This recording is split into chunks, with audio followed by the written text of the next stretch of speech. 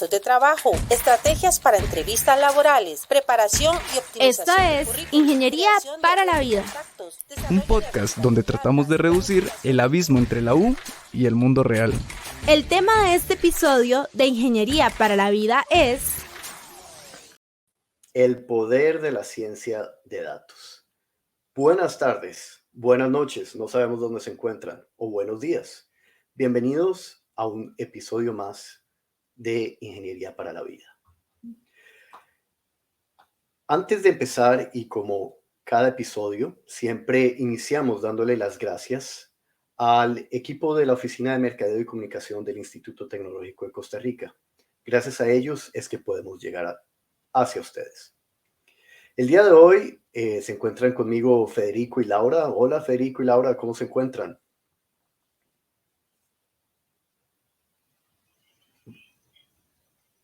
¿Cómo están? ¿Todo bien? Muy importante mencionar que Laura y yo estamos enfermos, pero dijimos, vamos a darle viaje a este episodio. Hay un virus respiratorio muy fuerte en Europa y justo Laura y yo caímos. Y entonces si escuchan en nuestra voz un poco extraño, bueno, es por eso.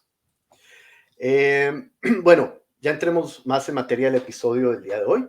Entonces, hoy vamos a discutir con un invitado muy especial sobre la ciencia de los datos y cómo es que la ciencia de los datos está transformando industrias, abordando desafíos sociales y liderando la innovación en un mundo cada vez más impulsado por los datos.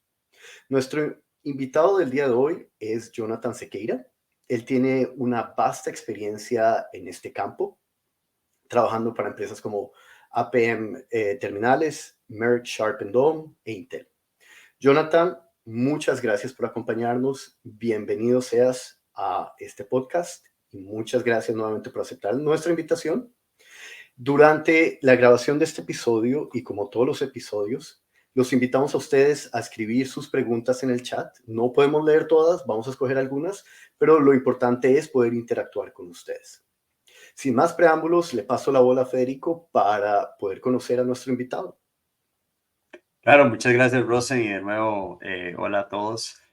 Pues yo tengo el agrado de empezar esta conversación con Jonathan. Tengo ya varios años de conocer a Jonathan, éramos colegas hace mucho tiempo en Intel cuando estábamos empezando nuestra carrera profesional y pues algo muy interesante sobre Jonathan es que cuando nos conocimos, él no trabajaba en ciencia de datos ni hacía lo que hace ahora. Trabajaba en salud ocupacional, lo cual es muy diferente. Entonces, creo que mi primera pregunta hacia él es, ¿qué fue lo que te motivó a meterte en la parte de ciencia de datos? Y si tal vez nos puedes contar un poco acerca de ese cambio tan radical que tuviste. Bueno, primero agradecerles la oportunidad. Muy contento de estar aquí con todos ustedes compartiendo mi experiencia y un saludo cordial a todos.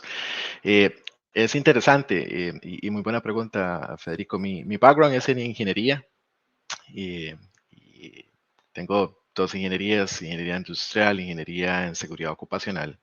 Y inicié en una empresa transnacional muy importante del país como ingeniero en seguridad ocupacional, entendiendo el comportamiento humano para predecir accidentes, principalmente fatalidades. Y luego tuve la posibilidad de brincar al área de recursos humanos y eso fue hace ya más de 10 años. Y en ese tiempo existía la necesidad de empezar con una estructura de métricas para facilitar la toma de decisiones. Y ahí hice totalmente un cambio de carrera. Inicié con las bases en ciencia de datos. En ese entonces en el país, estoy hablando hace 10 años, pues la ciencia de datos no era un tema que existía en el país donde yo pudiera ir a alguna universidad y poder estudiar ciencia de datos. Me tocó pues optar por certificaciones fuera del país. Logré obtener una certificación como experto en minería de datos a nivel latinoamericano. Eso fue la primera base, aparte de mi background en ingeniería. Y después logré optar por una maestría en ciencia de datos y inteligencia de negocios y Big Data en España. Eso fue como el cambio de carrera y eso es lo que creo que lo que nos tiene hoy acá a hablar sobre este tema que es muy interesante. Buenísimo, buenísimo. Le paso la hora a Laura, que tiene otras preguntas para vos. Claro, la primera pregunta es ¿qué es ciencia de datos? ¿Verdad? Porque ese es el tema del podcast hoy. Entonces, de manera sencilla, ¿qué es ciencia de datos? Y de alguna forma eso está relacionado con inteligencia artificial, porque también lo escuchamos mucho. ¿Son conceptos iguales, parecidos, relacionados? ¿Qué es ciencia de datos? Sí, en palabras muy sencillas, la ciencia de datos es la utilización de la computación para identificar patrones en los datos y poder convertir los datos en información. La ciencia de datos es realmente la estructura que abarca el procesamiento de los datos a través del método científico. Esa es la analogía más clara. A través del método científico realmente se establece un entendimiento de los datos para poder crear modelos computacionales que nos permitan generar un impacto en la vida de los seres humanos en general.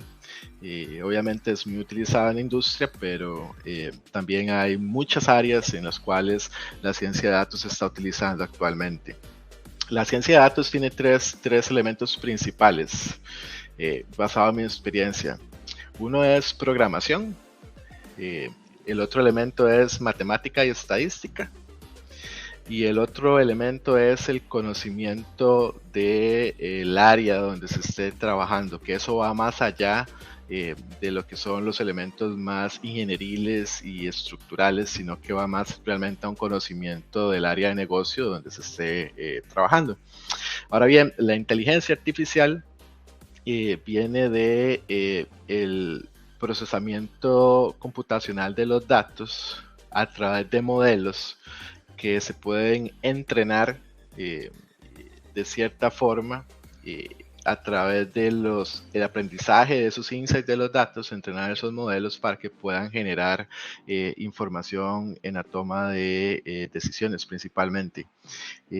Los dos tienen su relación, sin embargo la inteligencia artificial hace más énfasis en los modelos inteligentes que son de dos métodos, pueden ser supervisados o no supervisados, y lo que hace básicamente es la predicción de patrones. Esa es tal vez la relación entre la ciencia de ciencia de datos, que es más macro, y la inteligencia artificial, que es un elemento que está altamente correlacionado con este proceso. Ok, yendo de nuevo solamente a ciencia de datos, mencionaste 3 conceptos, pero hay conceptos fundamentales que son importantes saber para que puedan ser aplicados de manera efectiva en cualquier tipo de industria. No específicamente, no sé, para industria bancaria o para industria de recursos humanos, etcétera, pero tal vez si nos puedes decir conceptos muy fundamentales que nos podrían funcionar en cualquier tipo de industria que sean relacionados a la ciencia de datos. Sí, muy buena pregunta. Yo, si bien es cierto, trabajo hace 16 años para una empresa transnacional, también en los últimos años he dado servicios de consultoría en otros sectores. Un sector muy claro es en la parte de logística de APM Terminals, donde estuve ayudando al Departamento de Recursos Humanos a implementar una estructura de datos para toma de decisiones. Luego también en Merck, que es un centro financiero, un centro de servicios financiero donde utilizamos la ciencia de datos para manejar la capacidad del centro en términos de la necesidad de talento que se ocupa para los diferentes procesos. Entonces esto yo creo que me da la experiencia para poder contestar esta pregunta de una forma más puntual. ¿Por qué? Porque no únicamente tengo la experiencia a nivel global de entender cómo la ciencia de datos se implementa a nivel global, sino también local y en empresas que en un momento estuvieron en su crecimiento o en otras, en otro tipo de servicios que son totalmente diferentes a los cuales yo he tenido la experiencia de trabajar con mi empresa. Entonces yo lo que creo siempre fundamental es que tiene que haber una estructura clara de los datos dentro de las organizaciones. Esos datos, la mayoría de las veces son no estructurados, entonces hay un proceso Me imagino que empieza desde la recolección, recolectarlos de una buena manera también. Exacto, sí, y esos datos la mayoría de las veces no están estructurados, entonces hay un elemento que es ingeniería de datos, que ese es el perfil que se encarga justamente de esa recolección de los datos, de trabajarlos, de estructurarlos, de tener procesos efectivos de recolección de los datos. Y eso muchas veces va un poco más allá de lo que es el rol de un científico de datos.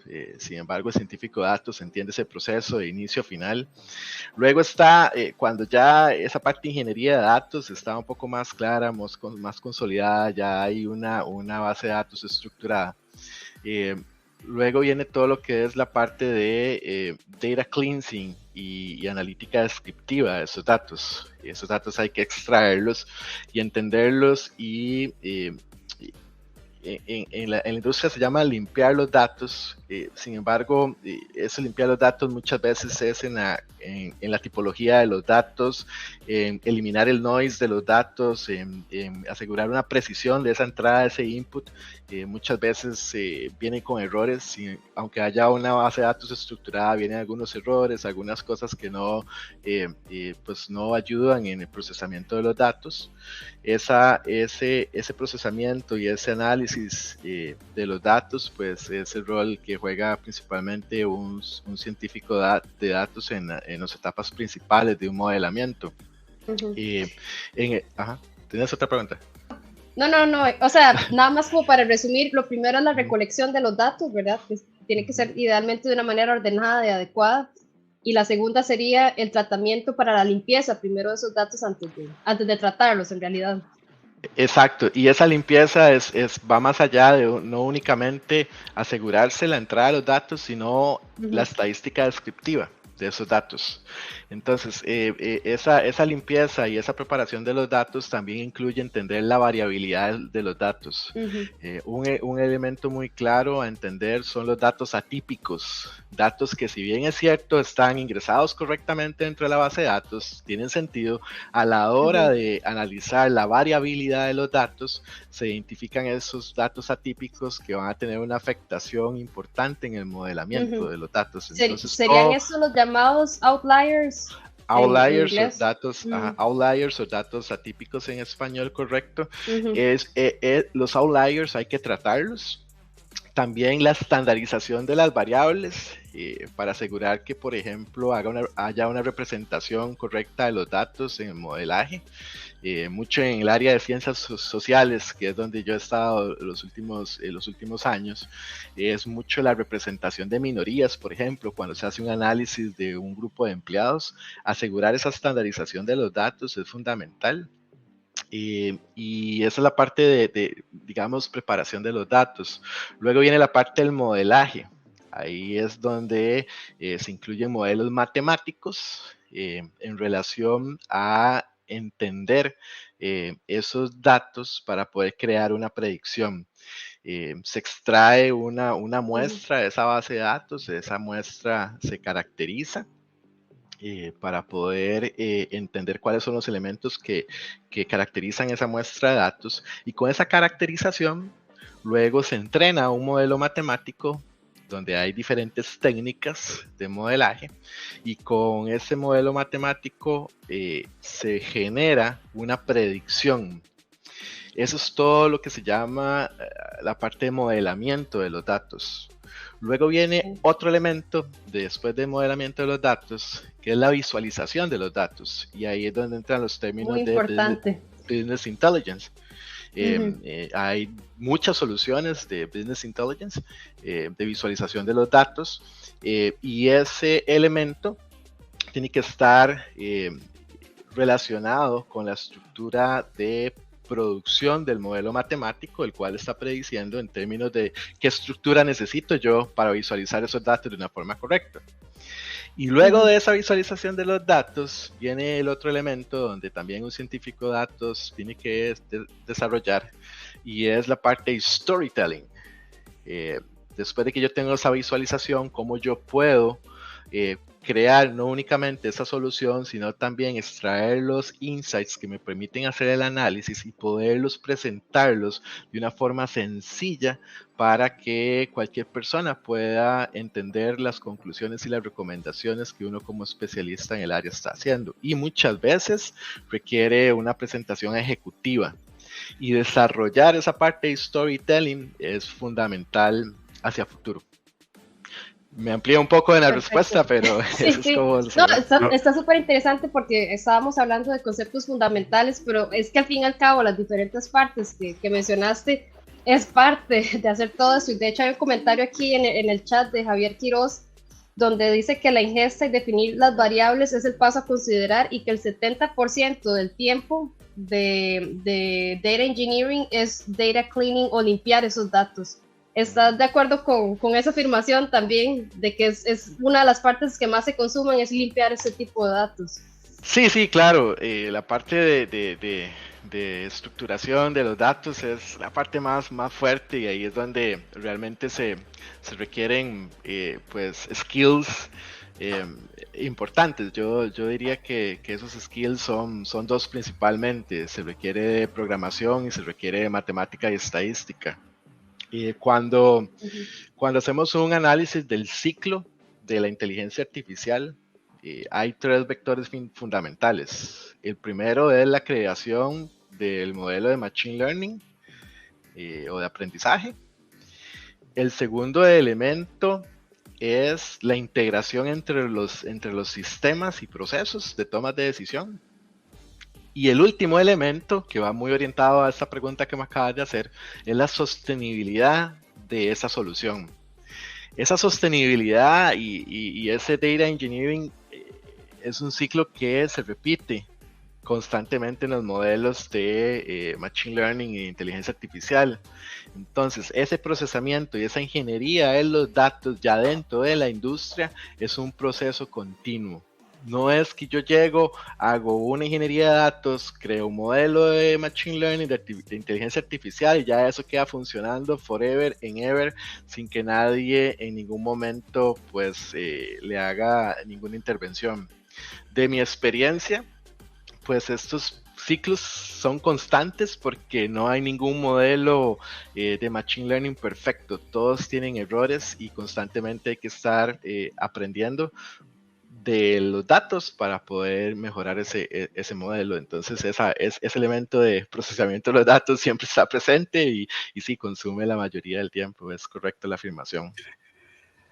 Jonathan, yo te voy a nada más hacer una pregunta, porque cuando ibas hablando de ese flujo de cosas que tienen que suceder en esos conceptos claves, hay uno que para mí debe empezar el ciclo y confirmarme si estoy equivocado o no, pero es realmente entender cuál es el problema que estamos tratando de resolver. Porque yo creo que muchísimas veces, al menos mi percepción es que este tema es sexy, es de moda, ¿verdad? Entonces las empresas quieren llegar y decir, hay que hacer ciencia de datos, ¿verdad? Entonces tienen como una solución y andan buscando problemas para resolver, ¿verdad? Y me parece que debe ser al revés. La necesidad nos debe llevar hacia una solución basada en ciencia de datos que podría evolucionar a inteligencia artificial. Sí, correcto. Y también aprovechando el foro, y algo que me ha servido mucho a mí en mi experiencia es la utilización de una metodología de industria que se llama Cross Industry Standard for Data Mining. Y eso es una metodología que es una metodología a nivel general, conceptual, que establece pasos secuenciales para poder crear una solución de ciencia de datos, y el primer paso es el entendimiento del negocio, y en el entendimiento del negocio es realmente entender cuáles son esas preguntas que están presentes en el problema que estamos tratando de resolver, para luego entender qué tipología de datos necesitamos. Listo. Gracias a todos nosotros, porque ya nos perdimos completamente el guión, ya nos fuimos. Estaba bien, no importa. A veces sucede. Vamos bien. A ver, vamos. Ok, yo los voy a guiar un poquito más. Vamos a entrar un poquito más en materia. Y Jonathan, hablemos un poquito sobre aplicaciones y beneficios. Ya describiste cómo se hace, digamos, todo el proceso, pero explícanos con un ejemplo, ¿cuáles son algunas aplicaciones prácticas de la ciencia de datos? Y tengo entendido que tú has elaborado un algoritmo para aplicaciones de recursos humanos, por ejemplo. Entonces, tratemos de encapsular, digamos, toda esta materia que has hablado en un ejemplo. Claro, claro. Yo creo que eso es, ya ahora que entendimos, me encanta cómo va el flujo de la conversación. Ya ahora que entendimos los elementos conceptuales, ahora les voy a explicar cómo se ve esto en la realidad. Justamente el año pasado, final del año pasado, se implementó un modelo para poder predecir quién tiene un potencial de renunciar a la empresa. En el área de Silicon Valley, pues hay una guerra entre tratar de contratar, progresar y retener el mejor talento del mundo. De ahí es donde hay todo un equipo especializado en tratar de entender los elementos matemáticos y de datos que hay no únicamente interno dentro de la empresa, sino externo, para poder pues, ser competitivos en esta guerra de talento. A mí me tocó liderar a nivel global la implementación de este modelo pues lo voy a explicar basado en los 3 vectores del ciclo de inteligencia artificial.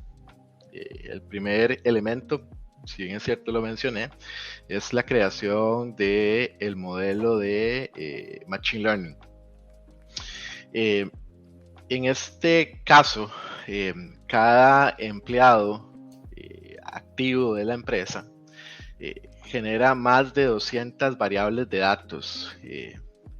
Variables como cuáles, como cuántos años tiene el empleado en la empresa, cuál es su salario, cuáles son los bonos que ha recibido, cuál es el número de reconocimientos que ha recibido históricamente, dónde, en qué país del mundo está, a qué organización pertenece, qué seniority tiene en términos de management, etcétera, etcétera, etcétera. Cada empleado tiene o cuenta con 200 variables que lo describen, y eso está dentro de una base bien estructurada, y conforme se contratan personas, pues se va actualizando esa información está bien estructurada.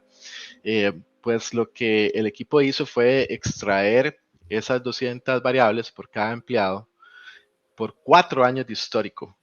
Entonces, 200 variables, cada empleado por 4 años de histórico. Ya ahí estamos hablando de una cantidad de datos importantes. ¿Por qué? Porque en la empresa hay más de 120,000 empleados a nivel mundial. Entonces, todos esos datos se extraen, que esa es la parte del elemento de crear el modelo de Machine Learning. Luego de que esos datos se extraen, se hace un procesamiento de los datos. Gracias a la estructura que hay, pues los datos estaban bien limpios en términos más ingenieriles. Sin embargo, viene el elemento de la parte de lo que se puede llamar preparación de los datos, que es entender cuál es la afectación de las variables en términos de la representación de cada una de esas variables dentro del marco de datos. Ahí se aplican otra vez técnicas estadísticas que permiten pues balancear las variables para que tengan una representación lo más estándar posible en relación a todas las demás variables. Hacer ese balanceo y esa estandarización de escalas, agrupaciones de datos, en términos técnicos se llama Fisher Engineering, crear subgrupos de datos. En esta parte de procesamiento pues se trabaja eso. Luego de este elemento viene la creación del modelo matemático, y ahí básicamente otra vez lo que andábamos buscando es predecir quién va a renunciar. Y para la creación de ese modelo matemático, lo que se hizo fue que se estudió las personas que renunciaron el año pasado.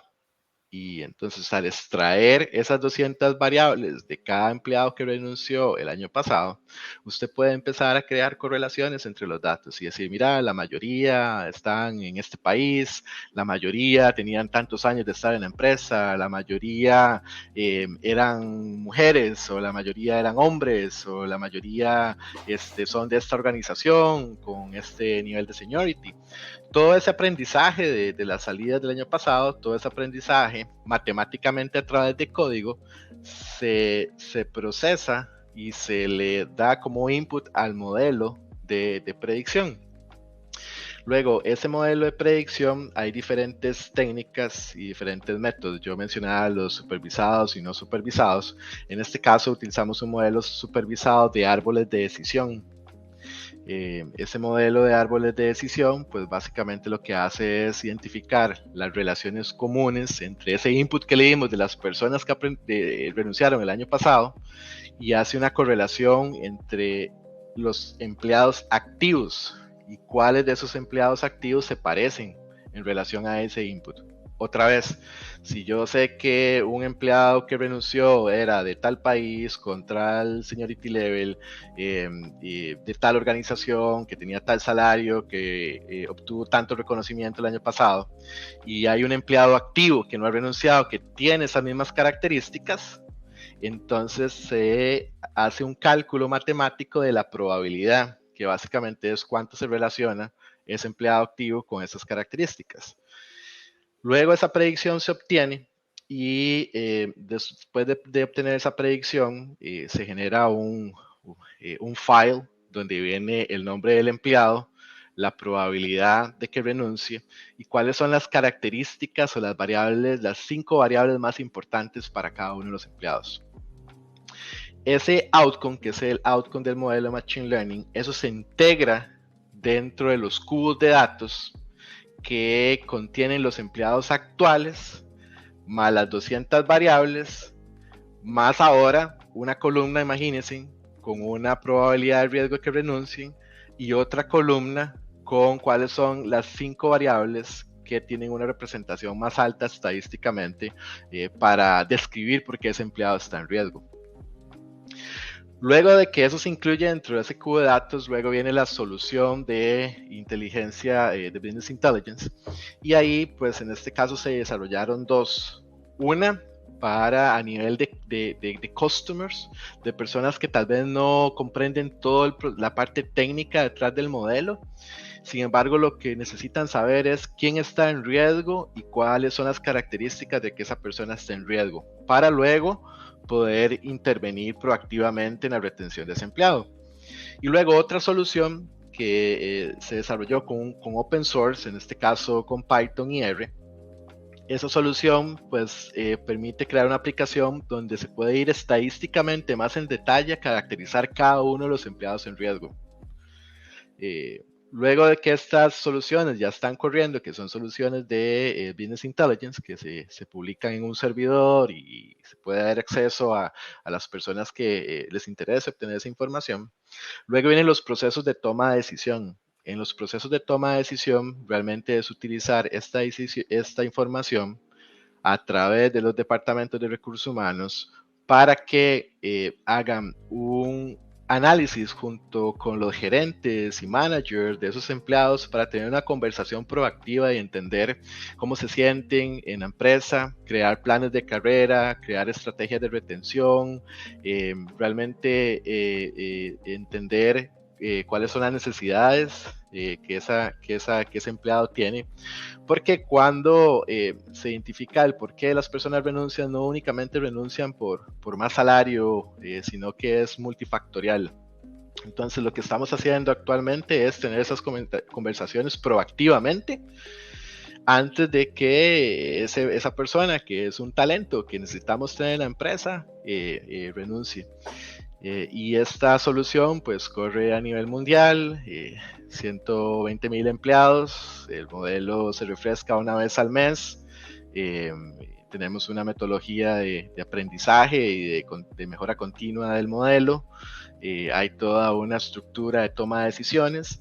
Y el otro elemento que es fundamental y es creo que muy específico a este caso es cómo manejar la parte confidencial de los datos. Entonces, al ser un grupo, una solución global, a mí me tocó ir a presentar a diferentes councils de protección de datos a nivel de muchos países a nivel mundial, para poder establecer controles de privacidad de datos, porque son los datos de los empleados.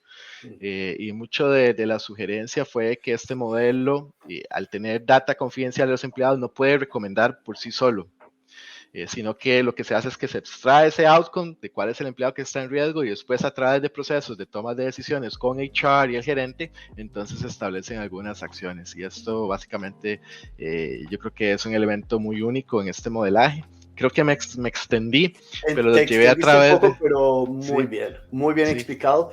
Pero te Muy quisiera hacer interesante. una pregunta de seguimiento, y no sé si la puedas responder, pero después de que el modelo se puso a funcionar, luego de un año, ¿cuáles han sido los resultados? Vamos a ver, la rotación no deseada, la cual nosotros la llamamos, son esos empleados que no queremos que se vayan de la empresa. Ha tenido una mejora pues sustancial. Usted ve la tendencia del rate de renuncias, y viene bajando año a año, mes a mes, está mucho por debajo de la industria. Y esa pregunta va con un elemento que es importante para las personas que trabajan en datos, que es entender también cuál es el impacto a nivel de las empresas. Y el impacto financiero de esto hay muchas referencias, ustedes pueden hacer Google, pero esta es una conservadora que dice que el reemplazar un empleado, el costo de reemplazarlo representa el 60% del salario anual de ese empleado. Entonces, cuando usted tiene estas conversaciones con un VP, con un senior leader, donde usted le está diciendo, realmente queremos invertir en ciencia de datos para la retención de los empleados, no únicamente en términos del talento que ocupamos, sino también a nivel financiero, entonces ya ese view cambia, ¿verdad? Y es importante también entender ese elemento, y muy buena pregunta. Gracias, Jonathan. Y recuerden seguirnos en nuestras redes sociales o escribir comentarios. Vamos a tratar de responder algunos. Entrémosle entonces de una vez a algunos comentarios. Tenemos 2 preguntas de Esteban Sánchez. La primera es, ¿qué opinas del R2 para medir correlación?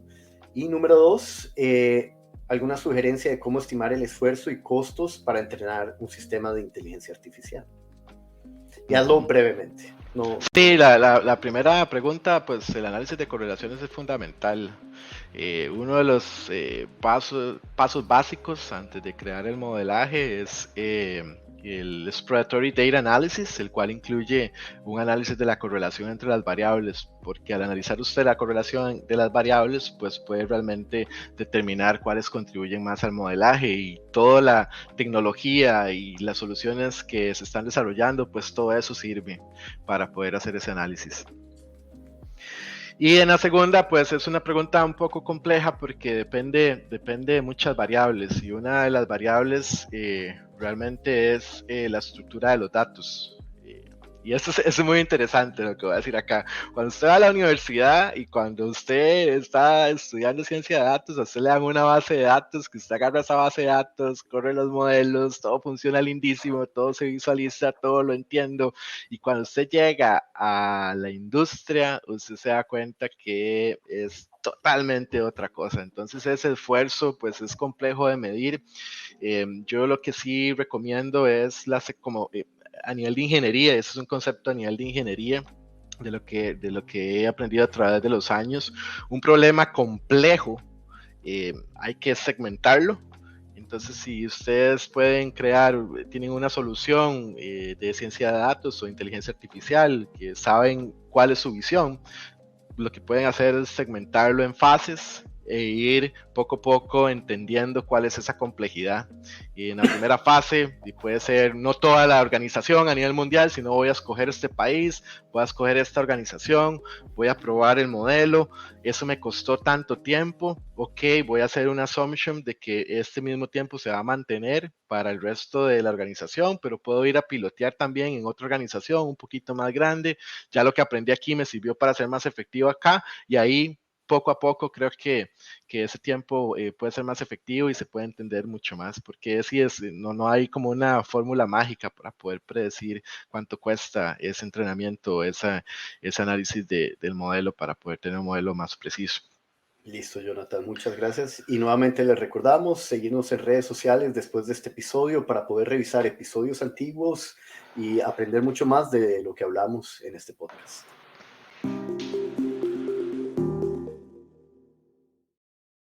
Bueno, entonces, Jonathan, ya hemos hablado bastante acerca de tu experiencia, me parece que es súper pertinente para el tema.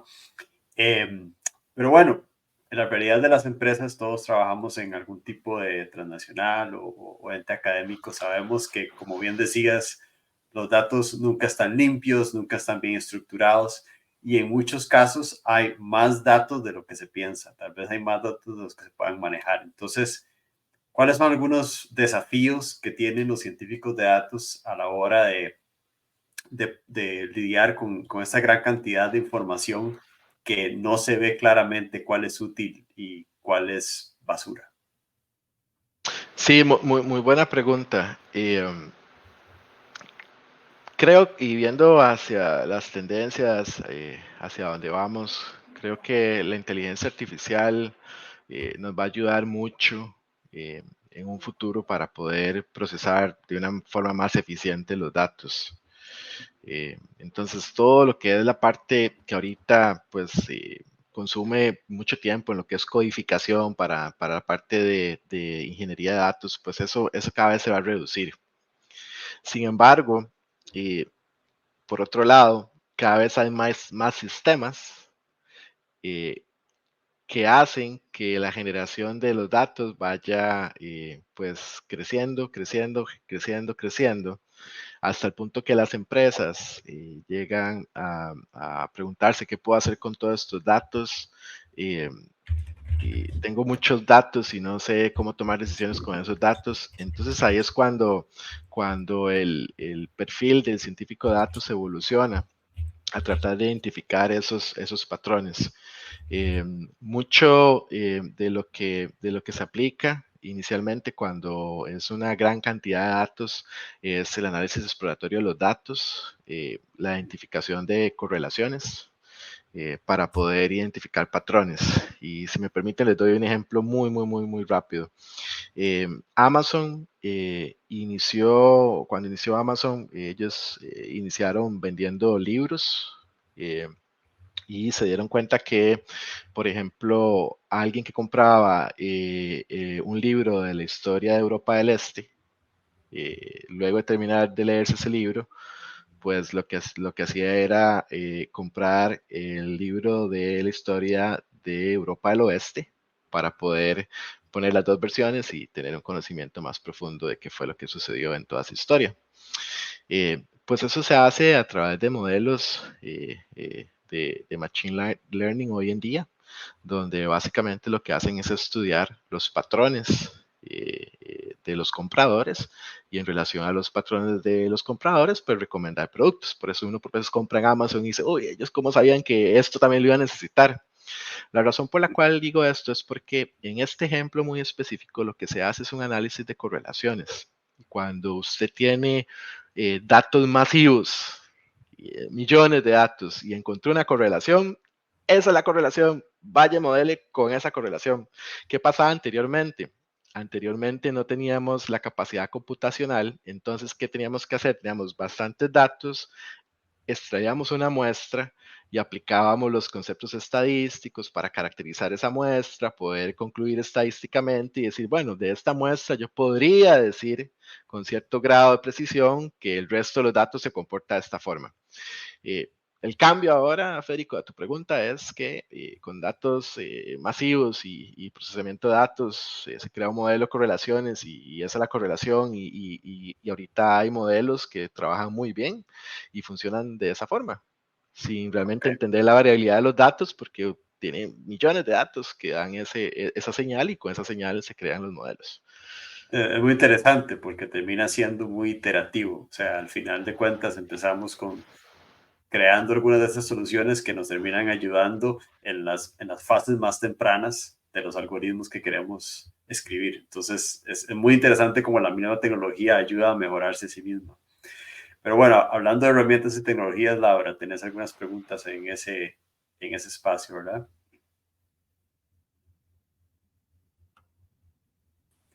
Esenciales para lo que es manejo de datos. Y también en el chat en YouTube, bueno, tenemos dos fuentes de comentarios ahorita, por si no los podemos leer todos, es también por eso, porque tenemos comentarios en LinkedIn y también en YouTube. Pero bueno, en YouTube hay un comentario de que si nos podría comentar un poco respecto a los tipos de software especializados para refinería y creación de modelos, o en general, que esa era la pregunta mía, ¿qué tipo de herramientas son esenciales para personas que estén trabajando con manejo de datos y grandes cantidades de datos, tal vez herramientas populares de open source o que la gente pueda accesar en general? Sí, muy claro son los open source de R y Python. Aquí hay todo un tema cuando se habla con un científico de datos. Yo diría que los que están más en el área de IT, tecnologías de información, pues son más, más orientados a Python. Luego hay un grupo de científicos de datos que están más tal vez en el área de ciencias sociales o tal vez porque tienen un background más a nivel de estadístico, pues utilizan R. Los dos son open source donde ustedes pueden, primero, hay mucha información en la web sobre esto. Segundo, ustedes pueden instalar directamente sin ningún costo estos lenguajes en sus computadores y después pues es simplemente ir paso a paso, entender, hay muchos tutoriales gratis que ustedes pueden utilizar para entender cómo crear un código en R, cómo crear un código en Python. R es más desde el punto de vista estadístico, hay muchos modelos ya desarrollados, paquetes ya desarrollados para hacer predicción de datos que se pueden cargar y se pueden utilizar. Sin embargo, como todo, obviamente yo recomiendo una educación más formal en el área para poder dominar estos dos lenguajes, pero principalmente esos dos lenguajes, R y Python, creo que son los dos lenguajes que yo recomiendo pues desarrollar ese skill que les va a permitir a ustedes pues una carrera como científico de datos en el área de datos. Ok, y tal vez para profesionales más experimentados que ya saben programar en Python, que ya saben también de R, ¿hay algún tipo de herramienta popular o tendencias actuales que vale la pena también observar con respecto a, no sé, algún software específico o algún tipo de paquete que está siendo muy utilizado hoy en día o que puede ser utilizado pronto? Sí, hay muchos paquetes en realidad. Todo depende de la necesidad, pero hay muchos paquetes en el área de modelaje. Eh, Sería mencionar algunos, yo creo que sería una respuesta muy limitada. Sin embargo, pues mucho de lo que son modelos no supervisados, existe ya paquetes que permiten correr esos modelos no supervisados de una forma muy sencilla y también el área de visualización de los datos, también a través de R, por ejemplo, existe una solución de R que se llama Shiny, R-Shiny.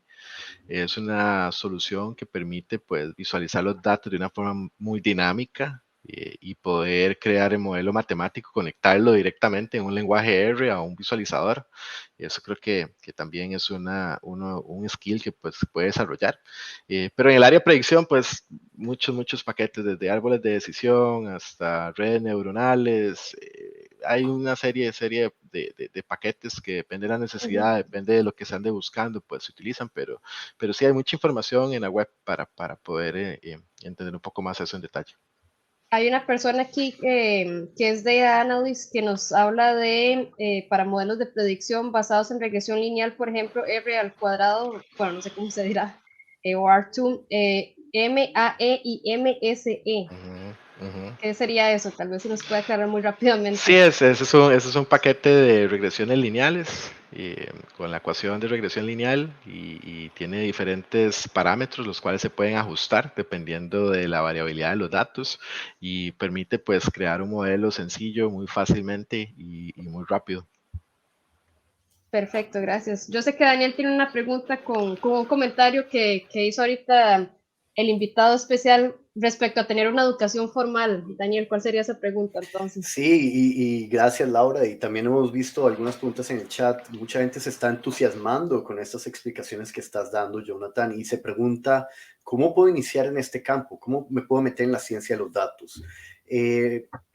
¿Requiere un título formal o qué recomendarías para empezar el día de mañana en este área? Sí, no, muy buena pregunta y ahora les comentaba mi historia. Pues mi historia ahora yo creo que es diferente. Ahora hay muchas universidades. De hecho, el TEC tiene algunas especializaciones y maestrías en el área de análisis de datos. Sin embargo, yo creo que son dos elementos fundamentales, que era lo que yo mencionaba. Uno es programación y el otro es matemática y estadística. Hay carreras ya bien fundamentadas, por ejemplo, en Machine Learning, en ciencia de datos, que ya tienen pues todos sus módulos a través de lograr una formación más robusta en este tema. Sin embargo, yo sugiero, pues, primero y más importante, saber que existe la pasión por los datos. Yo creo que, y eso lo digo por experiencia propia, yo creo que ya con la respuesta que acaba de dar, ustedes pueden buscar en la web y pueden encontrar universidades que ofrecen este tipo de programas. Sin embargo, yo creo que lo más importante de estas conversaciones es la experiencia propia. Cuando uno estudia ciencia de datos y está creando modelos, algunas veces ese modelo no corre de la forma que tiene que correr. Entonces, tiene que haber esa pasión. Yo he estado metido en modelos, codificando y entendiendo matemáticamente días de días.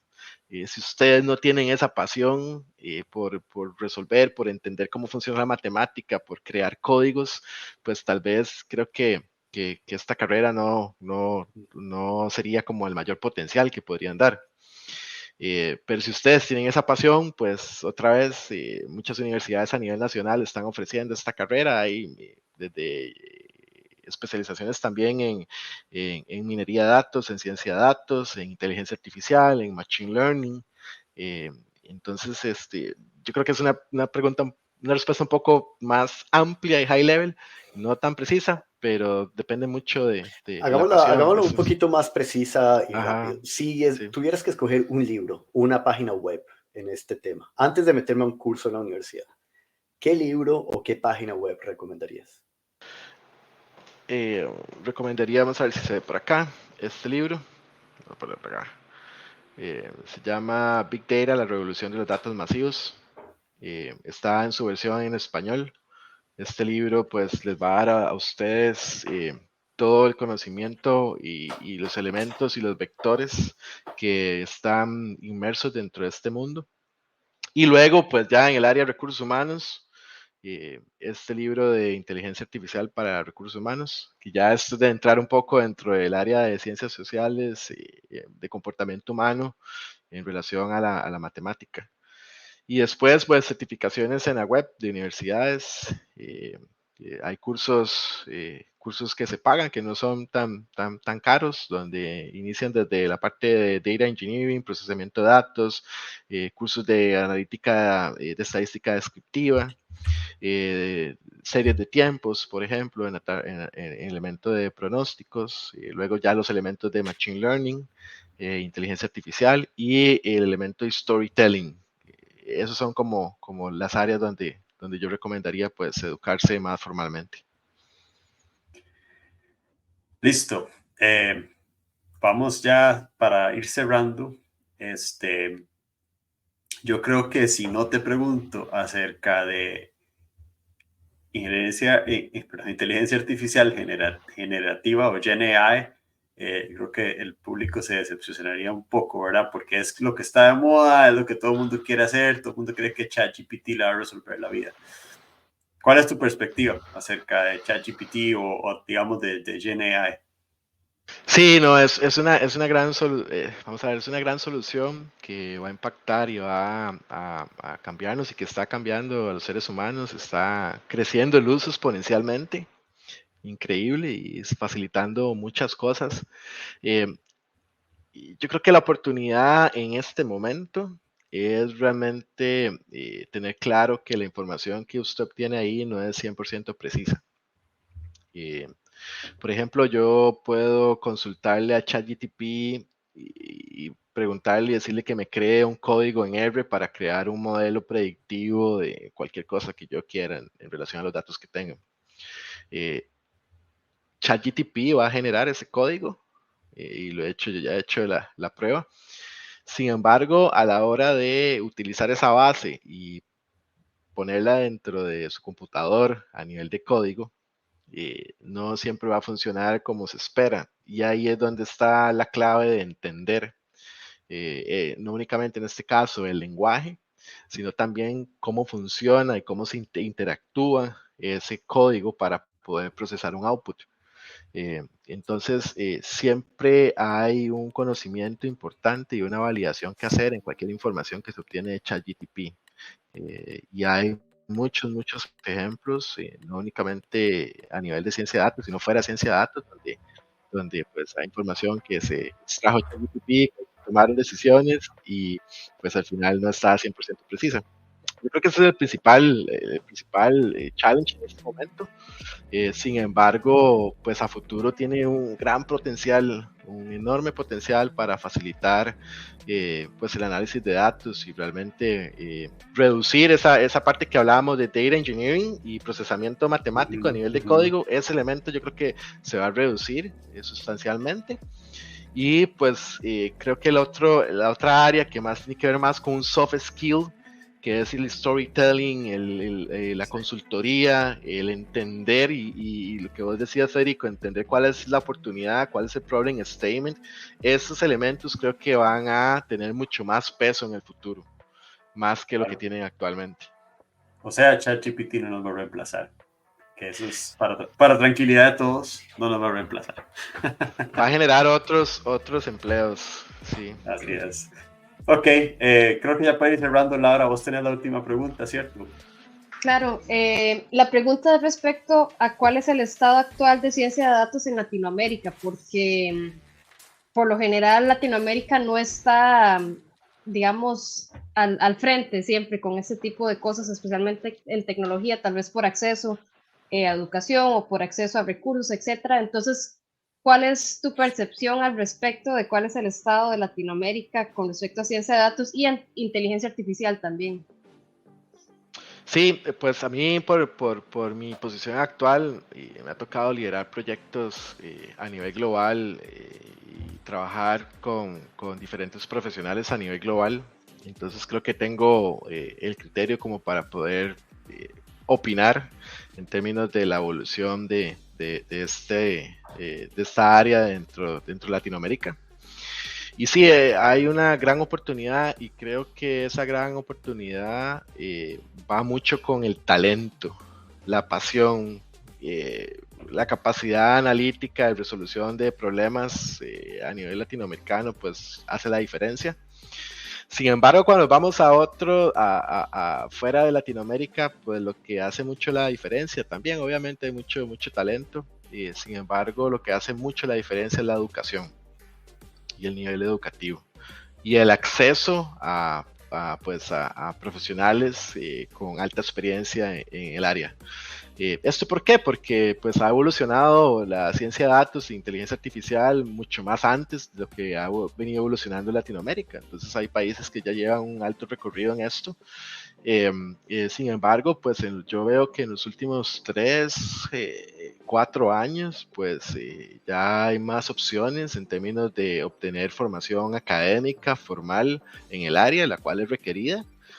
Y pues si usted junta esa formación a un alto nivel, a nivel mundial, con la pasión y la capacidad que tenemos a nivel de la región, pues es un potencial a nivel de mundial y de liderazgo mundial, y ya hay pues casos que tenemos, ¿verdad? De líderes a nivel mundial.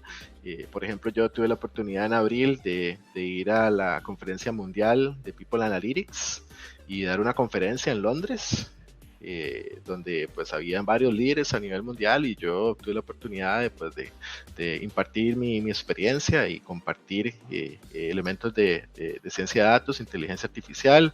Hace 2 semanas tuve la oportunidad de ir a Colombia también, pues impartir ese conocimiento y tener ese acercamiento hacia otros países en la región. Yo creo que nos va a permitir crecer, y creo que vamos en muy buen camino, pero obviamente sí hay diferencias, diría yo, más a nivel educacional, que todavía ocupamos mejorar.